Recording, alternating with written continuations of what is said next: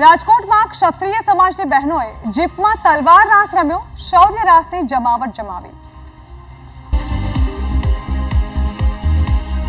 નવરાત્રીના ત્રીજા નોરતે પણ રાજકોટના ગરબા ગ્રાઉન્ડમાં ભારે ઉત્સાહ જોવા મળ્યો, પરંતુ ક્યાંક રાજકોટમાં નવરાત્રીના પાવન પર્વ નિમિત્તે ભક્તિ, શૌર્ય અને સંસ્કૃતિનો અદ્ભુત સંગમ જોવા મળ્યો હતો।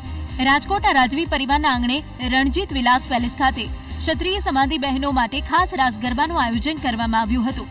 આ કાર્યક્રમમાં 150થી વધુ ક્ષત્રિય બહેનોએ થાળી રાસ અને ખાસ કરીને તલવાર રાસ રજૂ કરીને શૌર્ય અને પરંપરાનો પરિચય કરાવ્યો હતો।